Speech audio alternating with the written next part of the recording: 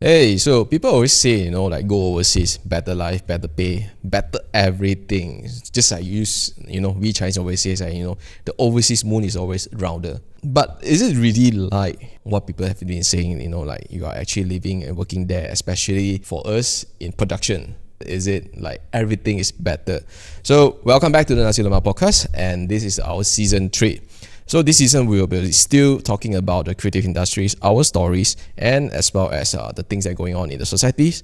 And for this season, we also will be bringing in more people from different careers and as well as their business to share the journey. For this season 3, I have got my new buddy on the mic, Simon. Hey everyone, thanks for having me here. Actually, before we begin, I'd like to answer that. Did anyone in the office here like lose a large roll of $20 bills wrapped in a rubber band? Because I found a rubber band. It's just a bad joke.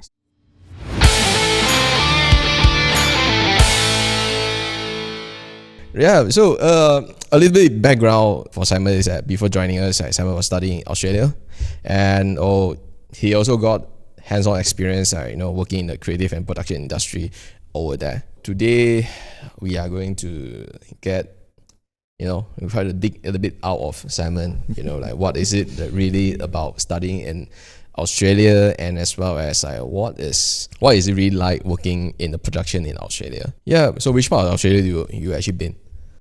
I've only ever been to one part of Australia, which is only Perth. That's where I lived and studied and worked for the past 8 years. So you spent 8 years in Australia? Yes. Half of it was I spent there studying, and then the other half was spent there during COVID times while I was working. Ooh, yeah. So what brought you to Australia? I mean, Malaysian students, right? I mean, when we picked our university, right? Probably half of them actually went for British, UK. The small groups of them, the smart one, they will go for, like Canada, US, or even other choice. So, and I also do notice like another small group of my friends, right, around me, right, they actually went to Australia. So what brought you to Australia?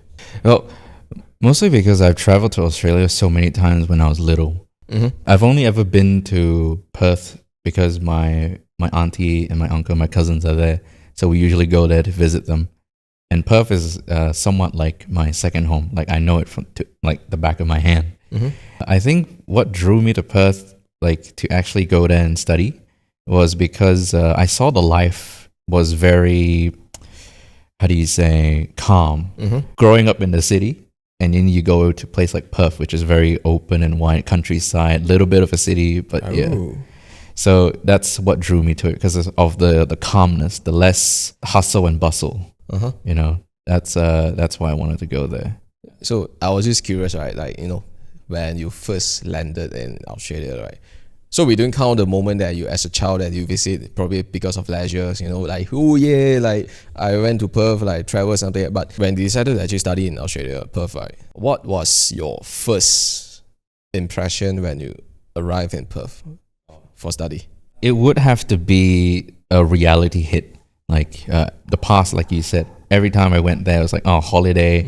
I'll be there for like maybe a week or two, and that's it, go home. But now it's like, I'm going to be here for a year. I won't see my mom for about a year.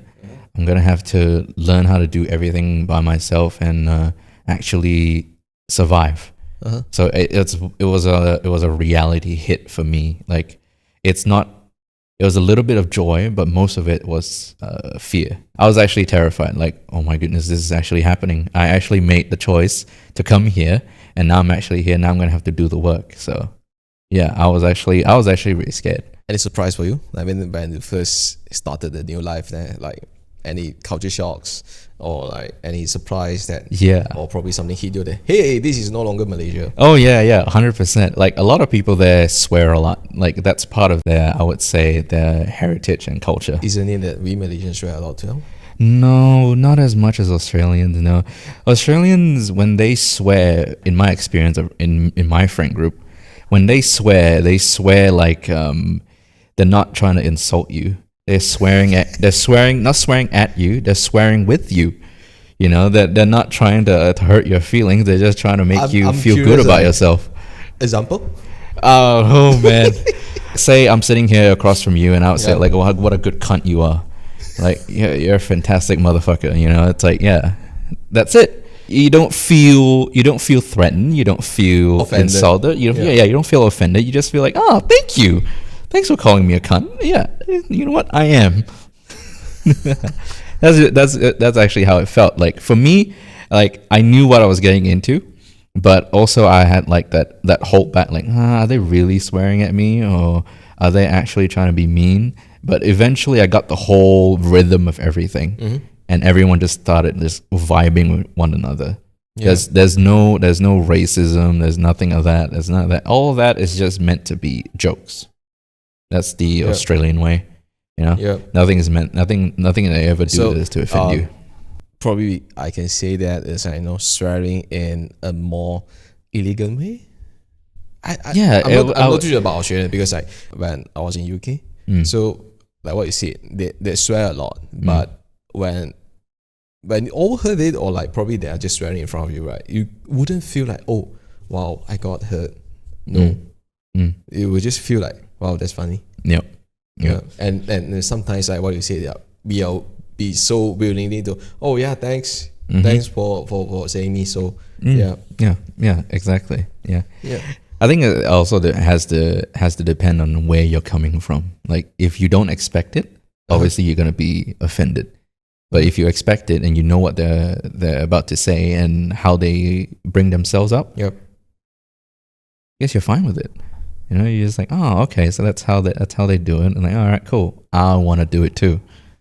Yeah. So like before going overseas study abroad, right? Most of the time, I'm not too sure about you, but people around me would just say that like you are Asians, you have Asian looks, so the Angmo, the Western people will sort of like stereotypes you. So do you get the kind of like inputs before going to Perth? Oh, before going to Perth.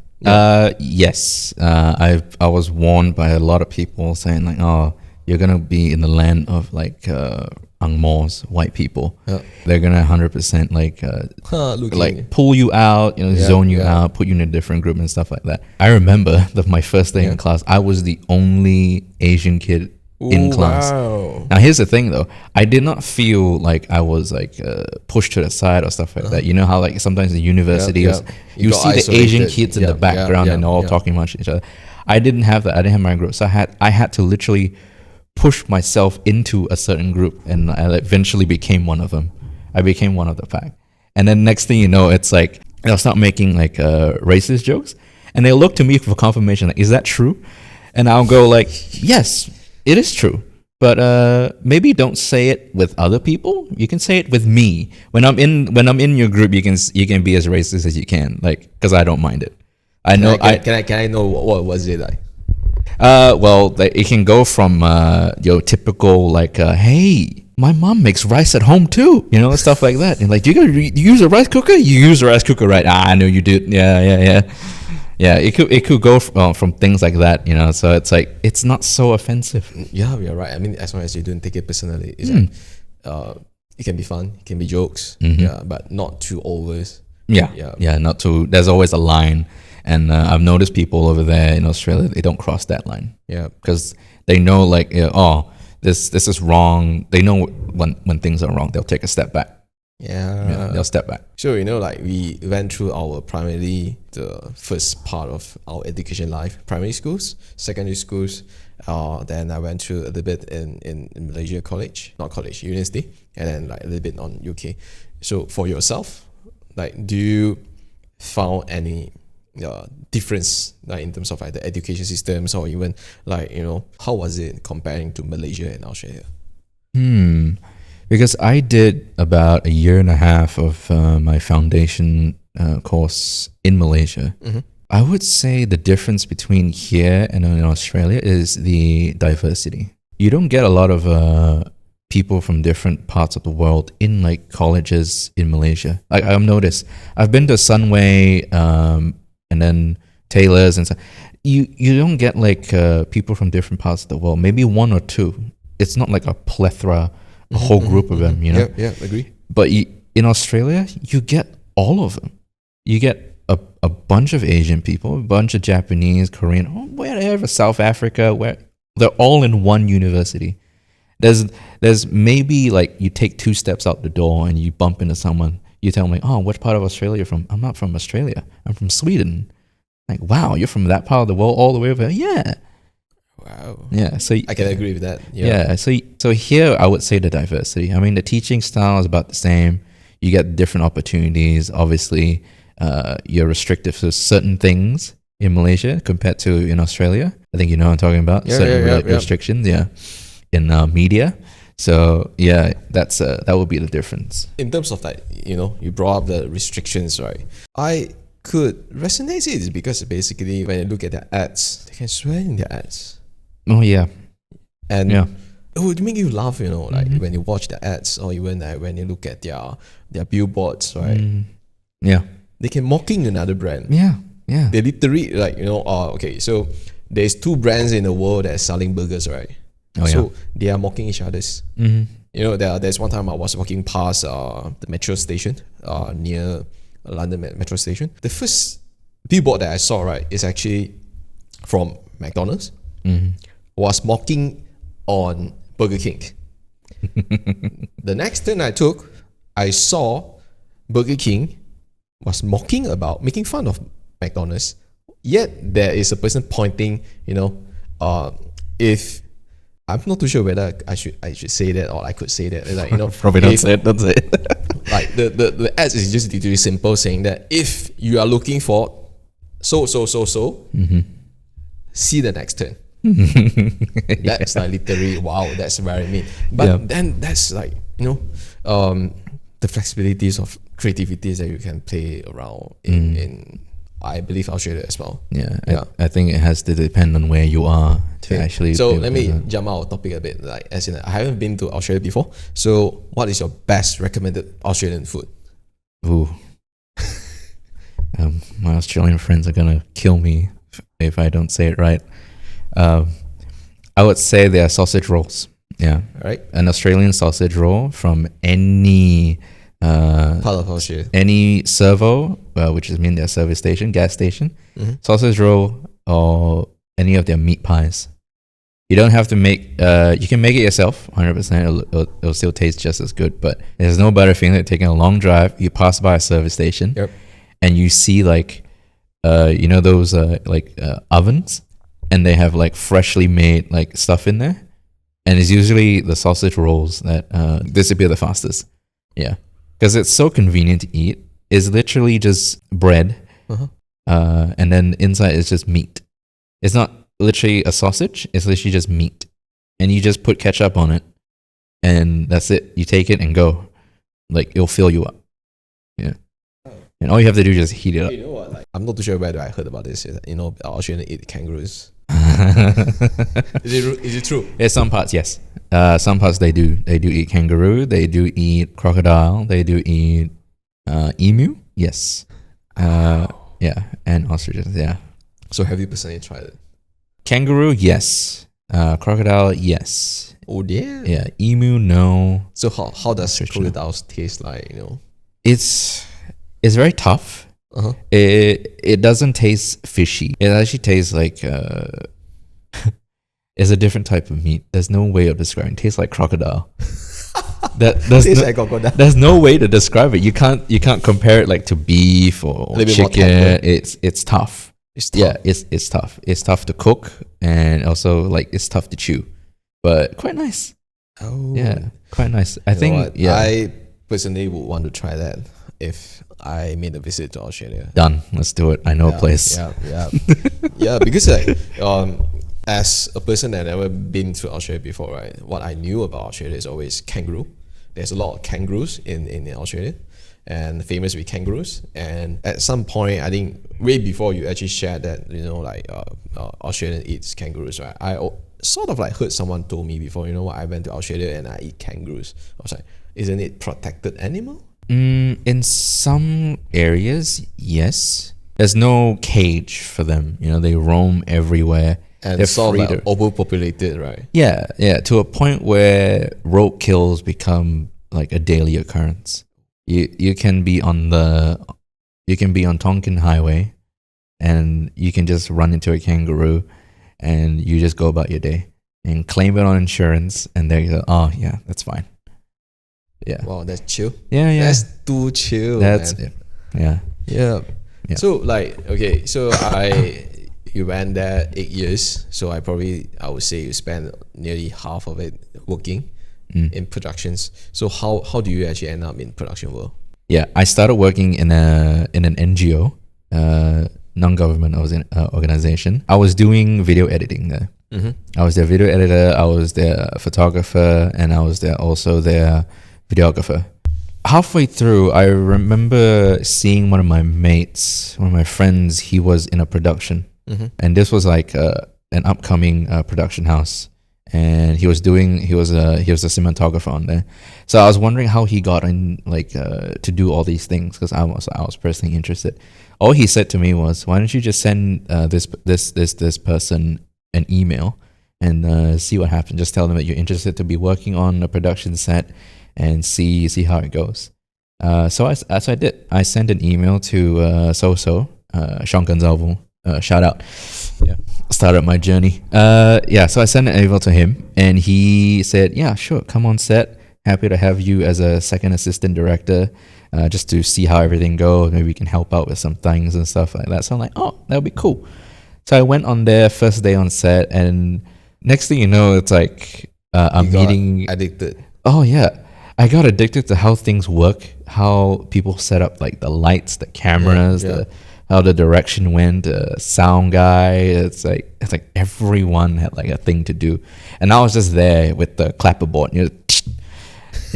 It's like scene one, take one. And it was fun. Like I got to be involved in like things like this that I never actually thought I would be doing. Like it felt like I was living a dream that I only ever see people do. That I've always wanted to do. And from then on, it just skyrocketed. That's where it opened up your new journey. Yeah, that's when it opened up my new journey. I want to try this. I want to try that. I want to try this. I want to try that. Just hang on. Like, what do you study in Australia? I studied like your basic film and video. I majored in film and video. So there's nothing to do with like you behind a camera. You major in cinematography. You major in sound. I dealt with mostly like the theory behind film and how stories are driven and how it like impacts the society and how to tweak their minds. Yeah, I agree with that, because like my background is that I am not coming from like film, photography, or even like mass comms, or even creative studies and so on. So I came from software engineering. So because of passions, because of like my interests, I did what I did. So I actually volunteered myself as a freelance to some of the movie sets local here. So from there, by observing, by participating, and pick up, learn how people do it. From there, slowly I actually managed to gain my skills. I wouldn't say the best, but still it managed to make me who I am right now and what we are doing right now. So yeah, you're right. As in, like, that's really very much about experience and also like hands-on. Yeah, it's a very nice feeling. Yeah. So like, just for me, curious and like how was the kind of experience working in the production there? I mean, you were once in Australia and now you're in Malaysia. Probably not too much of experience in Malaysia yet. You haven't seen too much yet. So how was it like back in Australia? Very fast paced. You may think like I thought like Australia is quite chill. Yeah, you may think that, right? You think like, oh, Australia is a very chill place. People are chill, they're very relaxed and stuff. Like, no, but when it comes to like I don't know about the other industries, but I know in the entertainment industry, the media industry, very fast paced. Everything has to be on the letter, on the dot, as per schedule. I can give you a prime example. I think it was last 2 years ago, 2023. Yeah. I was filming a short film. We had like a few delays because of rain. And it was raining the entire month. Maybe like once or twice the rain would be off, but we won't be able to predict it. Like Australian weather is very weird. Sometimes it can be wet, sometimes it can be cold, sometimes it can be hot, and sometimes it can be dry. So it's very hard to predict, and it was during the rainy seasons. We made it to a point where we just decided if we delay this another month, we're gonna be out of like what do you call it? Yeah, schedule. Yeah, our schedule is going to be stretched, and people are not going to have enough time to make time for this. So we're going to film in the rain. So that's what we did. We literally filmed like an entire scene in the rain, and apparently it worked. The whole raining sequence worked. It wasn't pouring down, but it was just enough rain to actually make you go, I think my gear is about to get ruined. I'm about to lose 30 grand worth of gear. It was to that point where it's just like, we have to do it. If we don't, we won't be able to do it. It'll just be halfway through, it'll be a half done thing. And it was very fast paced. There's once, like probably 3 years back, we were working for Australian clients. So they have this factory in Malaysia. So we were actually commissioned to film their corporate video for the global. So we were covering the Malaysia part. So we were traveling around by 3 different factories. This Australian project manager traveled all the way from Australia. Actually, our pace is considered quite fast as well, quite rush and all the time. So in this project itself, this project manager is very chill. Like I was asking her that, what time should we be at the factory? Should we be there like 7 in the morning so that we can prep ourselves and we can start at 8 when your workers start working? And the first thing she said, oh no, you do have to be so early. Why don't we just make it arrive at the factory 9 and we start about 10? I was like, okay, so what time is the lunchtime? Oh, the lunchtime is actually 12, and you have 1 hour break, and you can wrap your shit by 4. I was like, are we having sufficient time to finish the film? And she was like, no worry, just relax, slow it down, my friend. I was like, oh my, that is the very first time that I ever heard a project manager from client saying that. Yeah. Relax. Yeah. Slow it down. Yeah. Because most of the time, client will say, hey, fast. Yeah. We need to catch up. Yeah. Yeah. No, yeah, I can actually relate to that. Yeah. Most of the people that you work with, that I work with in Australia, exactly what you said. Very chill, because slow is fast. Yeah. Like if you start rushing things and you start panicking about but other things like that you shouldn't worry about, because you should always I think I remember one of my teachers that taught me this, like you should always trust the people that you work with in what they know what to do. Yep. Like 100%. Do not interfere. Like if you're cinematographer, do not interfere with the gaffer, do not interfere with the lighting unless necessary. So I think it's definitely based on trust. Throughout the entire production journey, right? We always expecting client to be next to us, looking at it like, so okay, so what do you think? Do you think it's okay? It's all right. You know what she did? She brought a chair, literally like a folding chair like this, and throughout the production, right, she was sitting there having her tea and having the kueh that the local colleagues actually shared with her. And she was like so chill. Then I was like, would you mind to actually come over to have a look at the footage? Like, is it okay? Then she was like, it's okay. Do you want something for it? Relax a bit. Like, I was like, oh my god. So that is the very first impression that I had from Australian, like the way they work. And also probably just the one person that I met is really chill. Yeah. But yeah, you get the good ones and you get the bad ones sometimes. Yeah, but sometimes, most of the time it's always the chill ones. Yeah. So what is the main challenges that you had that probably you've seen the biggest challenge working in Australia productions? Competition. Yeah, 100% the competition. Because see, if you can do let's say you can be the lighting guy, someone else can be the lighting guy. Why does it have to be you? So it's always like how you're gonna have to bring yourself up, showcase that you can actually do this better than the next person. Yeah, the competition there is very, very high, very tough, and very challenging.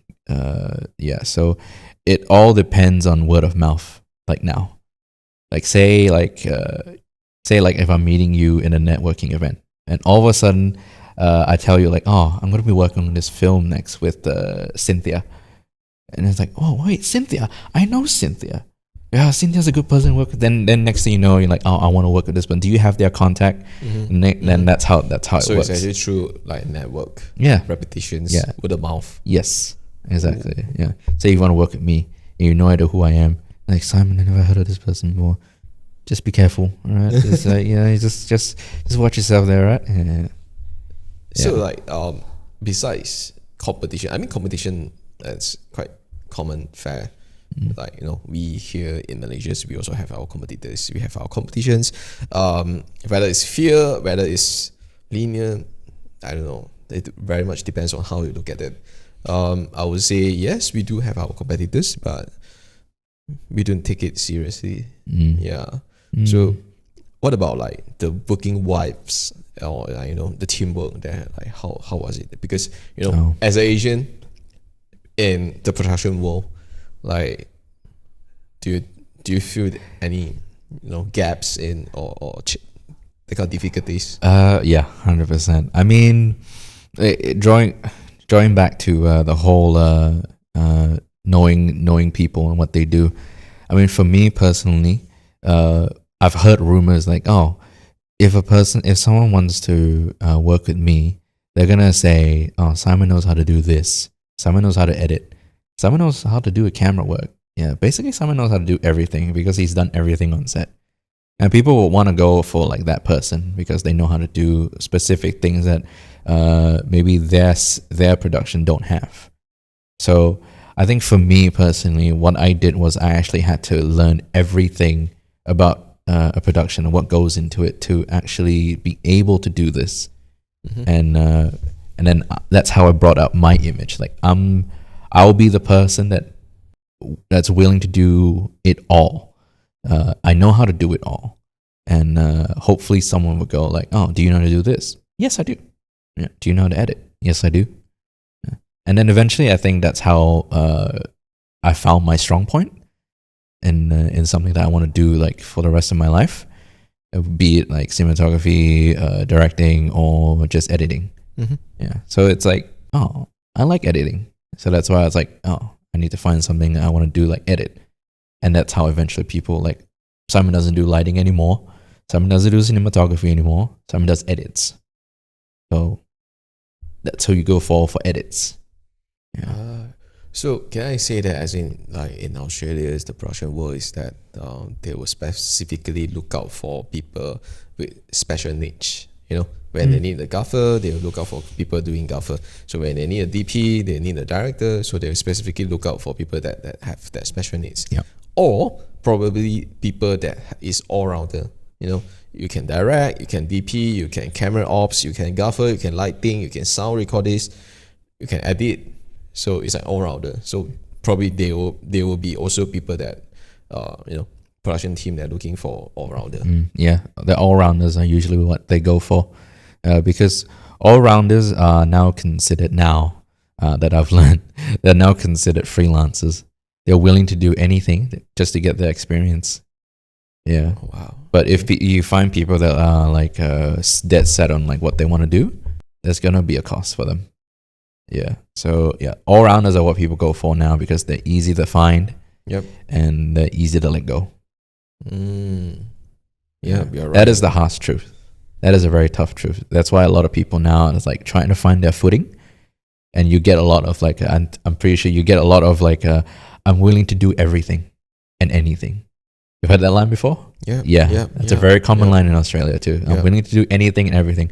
Whenever I hear my friends tell me like, I can do anything, I'm thinking like, okay, you can do anything. Can you fix my car? Like, don't say that. Don't say you're willing to do anything. Like, what do you want to do?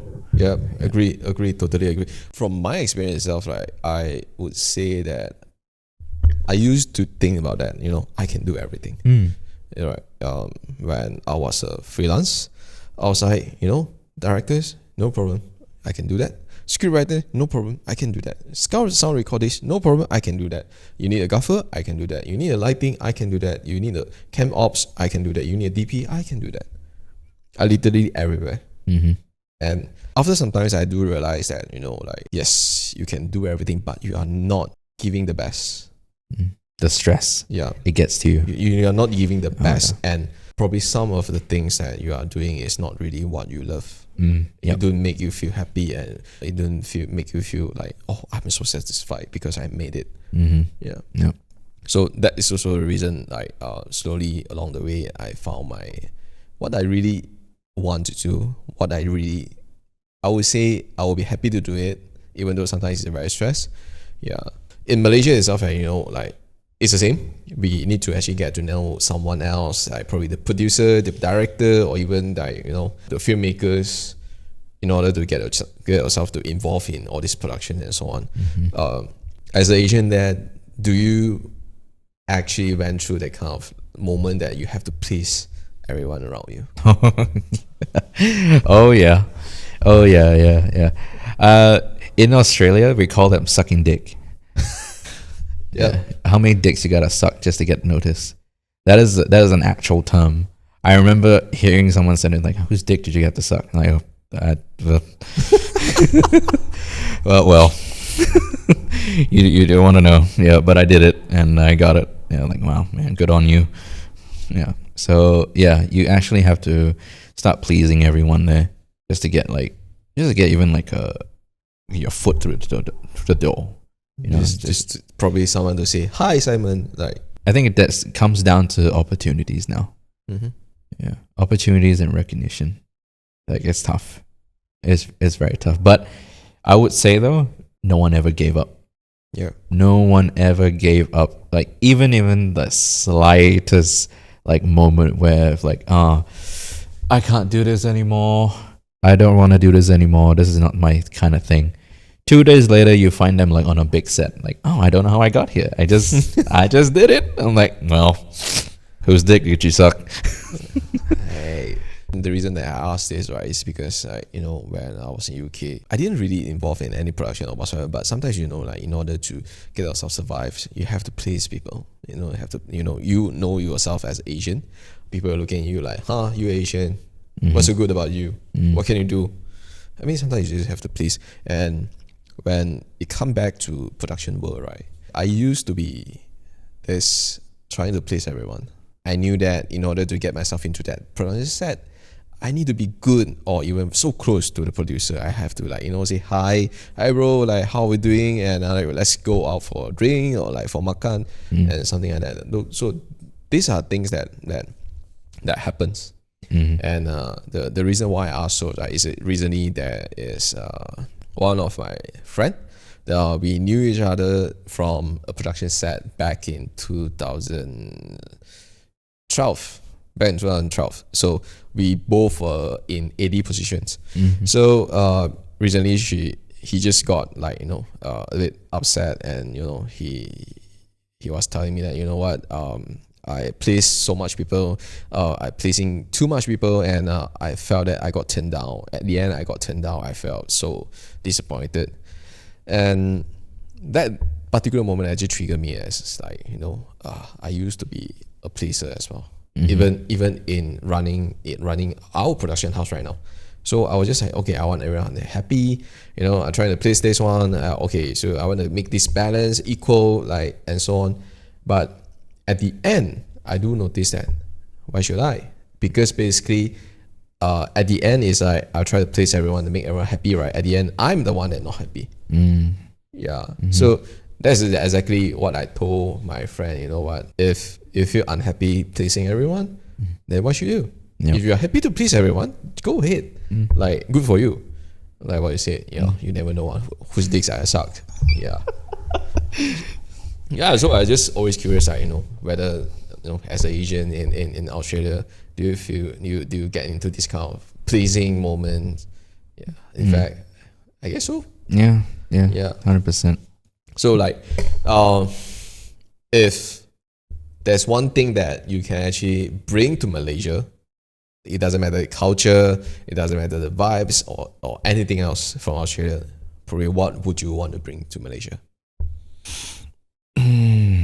I would say I would like to bring recognition. Recognize the people around you and their strengths. That way you can actually know where to actually step, like where to step in or step behind. Like, even joining this production house, like I'm still trying to learn everyone's strengths, and know like when to actually like voice out my opinion when if needed. Yeah, I like to bring that in. So how would Australians recognize people for that? Like I said, it'll be word of mouth. Like if say I pop into you at the bar and I go like, oh my goodness, you're Shanghuan, the guy with the nice hair. You know, like, yeah, I recognize you. I hear you work really good with people. Yeah, I need your help with something. You're right in a way, probably because like, we Asians, we swear a lot, for sure, but we don't really know how to praise someone else. It's just like, hey Simon, you look good today or something. I mean, yeah, it's probably most of Asian they would, yeah, because I kind of because we're not used to it. Yeah, we are not used. Yeah, we're not used to giving, and we're not used to receiving compliments. Yeah, and especially it's like talking about receiving compliments, right? Some people will literally feel like, what's wrong with you? Huh? Yeah. I mean, this is something that I realized, that difference in UK and as well in Malaysia is, like when in UK, right, when you say thank you to someone else, okay, let's say for example that you ran into the coffee shops and the barista just made you a coffee and you just say thank you, and you will see a nice smile from the barista and saying that, oh, you are most welcome. Yeah. But here in Malaysia, I would say it's just probably Asian being Asian is that, I still have that kind of practices that, when I get the coffee from the barista, I will say, oh, thank you. I don't get any replies. I don't get any response. And I slowly get used to it. Yeah, I think, and then at some point you just go like, why do I even bother? Yeah, yeah. It's kind of sad now. Even in Australia, we thank our bus drivers. No matter where you are on the bus, if you're getting out the back, thank you, and he'll give you a thumbs up, and then you're good. Go on your day. Coming up the bus, thank you. So you see those police officers on the side of the road, like, good day, how you going? Yeah, greet everyone. Yeah. No matter what you're doing or anything, you just greet everyone. You make eye contact with someone that's running down the beach. There, good morning, everyone, without fail. Yeah, everyone I walk past every day. It's like, if you make eye contact with them, greet them. Yeah. Here, I do my morning runs and everything. I make eye contact with everyone. They just look away. They don't say anything, and you don't know if they're about to stab you or not. It's they will literally think that you are just weirdo. Yeah. Like, why would you say good morning to me? Do I know you? Yeah. Do I know you? Like, No, I'm just trying to greet you. Yeah. Like, I sort of agree. Like, if there's one thing that would bring from Australia is that, recognitions. Just recognize everyone, man. Or probably in a simple way is just be nice. Yeah. Just be nice to everyone. Yeah. Yeah. Don't be a cunt. See, there's double meaning to it. There's double meaning to it. Unfortunately, we can't use this in Malaysia because like people is like, sorry. Yeah. What did you just say? Yeah, we get easily offended. Yeah. Very easily offended. Yeah, that's why I tend to warn my my Australian friends, like when they come here, do not be racist. Do not swear a lot. You can swear to me. If anyone comes up, let me know. I'll deal with them. But do not swear. Yeah, correct. Yeah. After coming back to Malaysia, I called for quite some time already. So, how do you feel? It's good to be home. It's good to be home. It's for sure. It's 100% good to be home. But also, I miss Australia.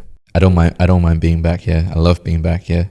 I think life here is very like, it's on the move. Mm-hmm. Everything is on the move, but it's also it's not so bad. Yeah, it's not so bad. I like it. Australia, Malaysia. Do you ever have this feeling saying that, shit, I made a wrong mistake, I made a wrong decision, I made a bad decision? No, never, not once. No. Yeah, mostly because I was giving. I learned to appreciate what I got.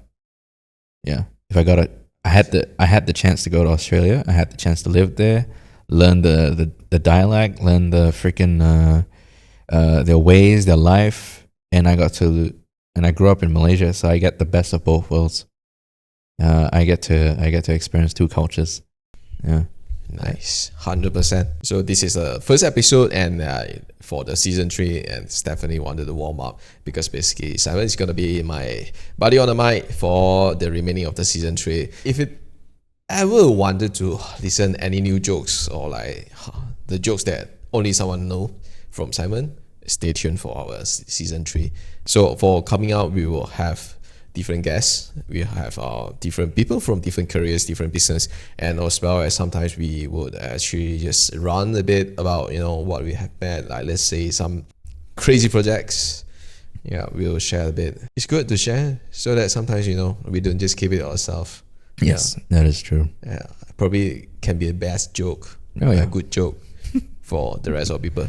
All right, so that is all for this episode, and stay tuned for the next.